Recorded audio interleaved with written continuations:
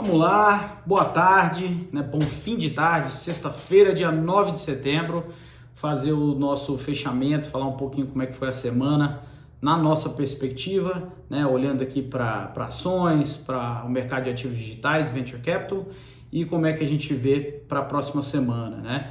A gente teve dois feriados essa semana, na quarta-feira o feriado aqui no Brasil, lá nos Estados Unidos a gente teve Labor Day na segunda-feira, então uma semana bem mais morna, tanto aqui no Brasil quanto lá fora, né? As ações meio de lado, né?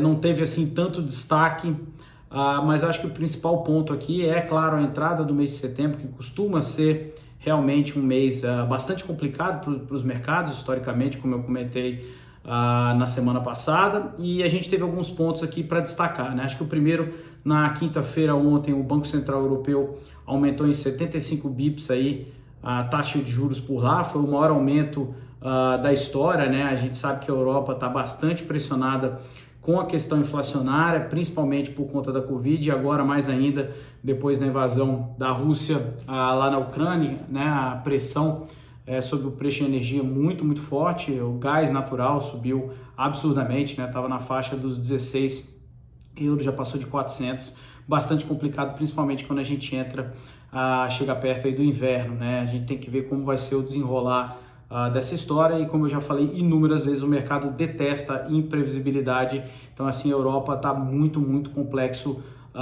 por lá, tá?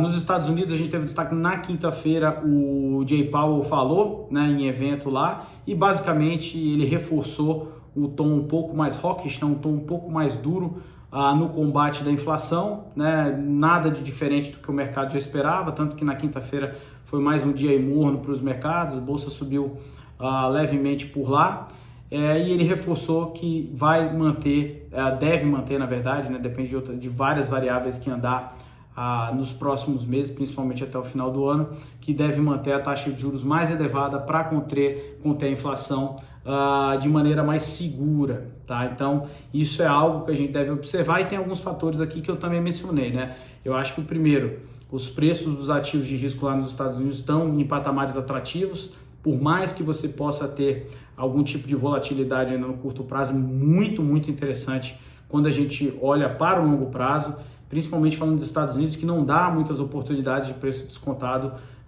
como tem dado agora, e a gente começa a ver já, principalmente desde o final de julho, que a inflação realmente atingiu o pico por lá, e a gente começa a ter mais previsibilidade. Por isso eu falei já nos vídeos anteriores que a gente vem tomando gradualmente mais riscos nas carteiras, tá? Então o dólar começou a 5,17, ficou realmente um pouco de lado.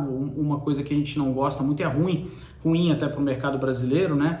Essa volatilidade no intraday do dólar, de subir cair isso não é o normal de mercado, mas infelizmente a gente continua vendo isso. A tendência para o dólar, né, o DXY, que é o dólar perante as principais moedas de países envolvidos, é uma tendência de fortalecimento por conta do aumento da taxa de juros, e aqui no Brasil a gente está numa taxa de juros elevada, o dólar pode convergir um pouco para baixo, na casa dos 5, mas ainda está complexo, principalmente com o cenário macro e o cenário interno, quando a gente avalia o cenário eleitoral, né?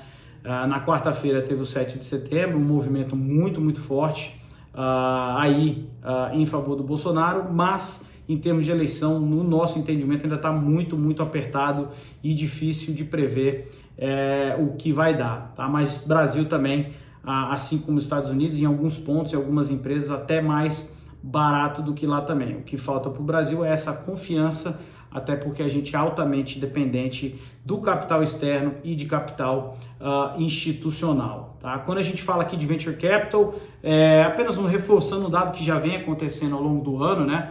O capital ele está um pouco mais restrito, né? Na verdade não está faltando capital para os fundos, está faltando na verdade apetite ao risco, né? A gente está vendo principalmente as rodadas de Seed, Series A e até um pouquinho de Series B, tendo capital realmente de sobra, claro, do nosso lado como fundo, renegociando ou baixando alguns valuations para ter uma margem de segurança mais atrativa, mas está tendo capital. Aonde que o capital está mais travado é realmente quando a gente passa do Series B, que são rodadas um pouco mais altas de investimento, né? E cada vez chegando mais próximo a talvez um IPO ou outro tipo de eventualidade de liquidez, aí realmente tem caído bastante esse tipo de investimento, né? O pessoal aí esperando maiores dados para ter uma maior segurança nesse tipo de rodada, tá? Na parte de equities aqui, eu acho que o destaque aqui que fica quando a gente fala muito dos Estados Unidos, né, que a gente tem realmente uma exposição relevante no mercado americano, principalmente tecnologia, small e mid cap realmente, né, as ações estão muito atrativas, tá?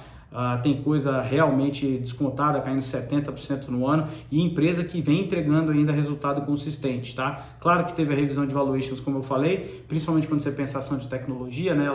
O valor dessas empresas tá mais no futuro, acaba tendo esse desconto no presente, mas muito atrativo, tá? E outro ponto que a gente deve ficar atento é a questão dos earnings, né? Do resultado das empresas, que para o próximo trimestre, apesar desse trimestre ter sido relativamente positivo em termos de resultado, a gente viu que a maioria das companhias reduzindo um pouco o seu forecast para o próximo tri, né? Na nossa visão não muda nada o fundamento de longo prazo, mas para o curto prazo pode ter um pouco dessa pressão, apesar de realmente estar tudo aí no preço, tá? No mercado de cripto, né, de ativos digitais, o Bitcoin aí na briga bem forte para tentar romper a barreira dos 20 mil dólares, né? A gente vê realmente o fundamento para o setor como um todo bem interessante para o longo prazo, mas ainda um pouco complicado no curto prazo, apesar do movimento, né, de futuro de Bitcoin tá no maior nível histórico, né? Então o pessoal aí entendendo como um momento para tomar risco, tá? E a gente também um destaque bacana, né? A gente vai lançar na semana que vem finalmente o Buena Vista QR Kenobi, que é o nosso fundo de cripto, 100% de cripto, com gestão ativa, em parceria com a QR Asset, que é uma das maiores casas da América Latina de cripto. Estamos muito animados, um produto para o investidor geral, super democrático e que com certeza vai ser um dos grandes destaques aí da indústria. Semana que vem será lançado oficialmente, tá? E aqui acho que destaques aí que a gente dá para a semana e a serem observados para a próxima semana, né? A gente vê na questão de petróleo, o petróleo girando na casa dos 80 dólares, né? Que, lembrando que chegou na casa dos 130 e muito por conta da demanda dessa redução de crescimento global, né?